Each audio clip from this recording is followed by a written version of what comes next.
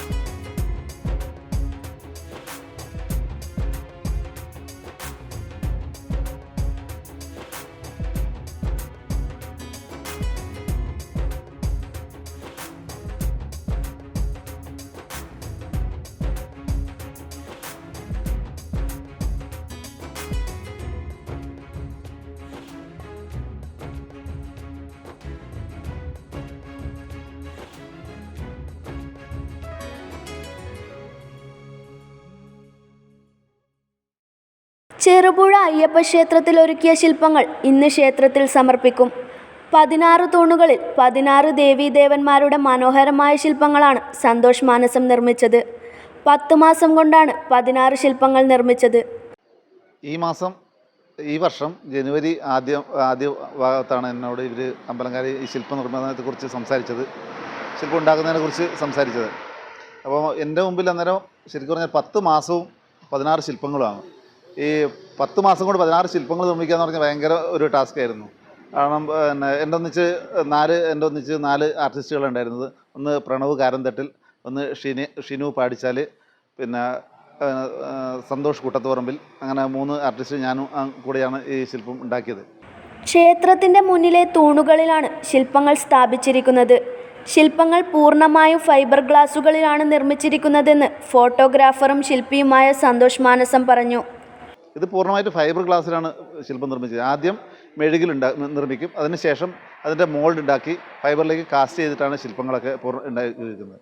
അതുകൊണ്ട് ഒരു ശില്പം 6.5 അടി മുതൽ 7 അടി വരെ ഹൈറ്റ് ഉണ്ട്, അതിൻ്റെ ബേസ് അടക്കം. പിന്നെ തൂണിൻ്റെ വർക്കും പൂർണ്ണമായി വീട്ടിൽ നിന്ന് അച്ചിൽ ഡിസൈൻ ആക്കി അത് കഴിഞ്ഞ് ഇവിടെ കൊണ്ട് ഫിറ്റാക്കി ചെയ്തത്.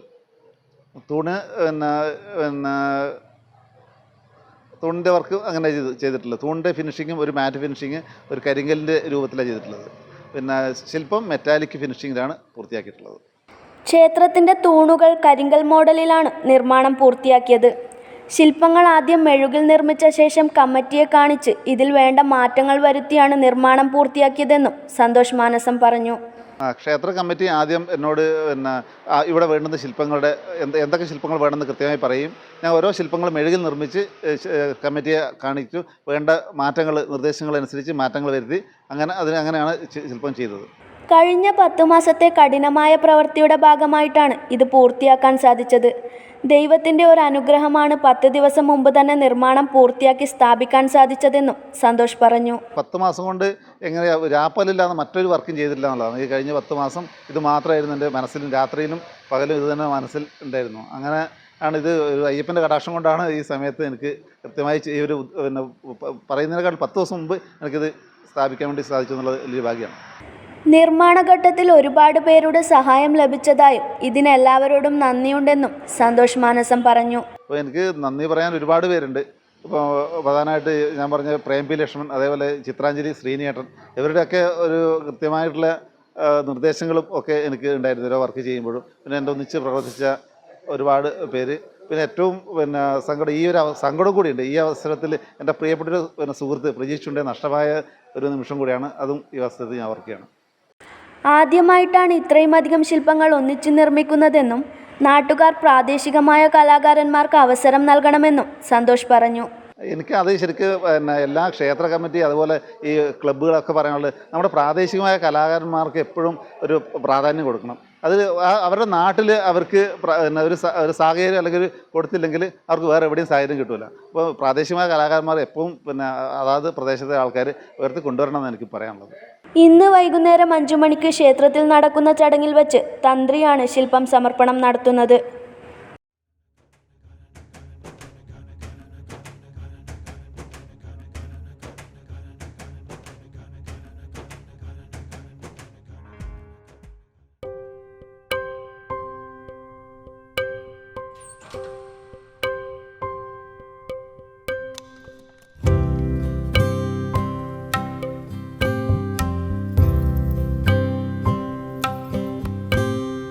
മിന്നും പൊന്നഴകും വർണ്ണത്താലണിയും മഞ്ചാടിച്ചേരും നിൻ തിങ്കൾ പുഞ്ചിരിയും ആനന്ദച്ചപ്പിൽ നിന്നെ കാക്കു നീ വാൽ കണ്ണെഴുതേ നാം മഞ്ഞൾ നിറമുള്ള പൊൻവെയിലിൽ തമ്മിൽ കണ്ണാടിയായി നാം മിന്നും പൊന്നഴകും വർണ്ണത്താലണിയും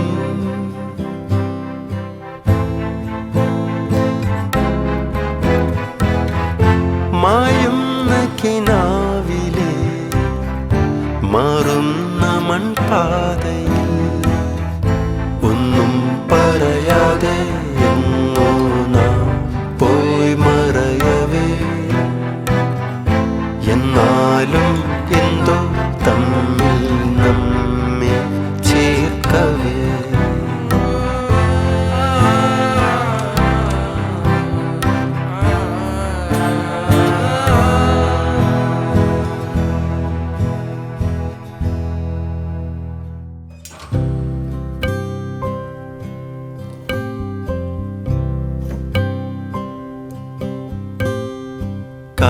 കാലങ്ങളേറെയായി കാതങ്ങളേറെയായി എന്നാലും മാറാതെ നാം കൈമാറിയിടും മിന്നും നീ താരം നെഞ്ചോട് ചേർത്ത്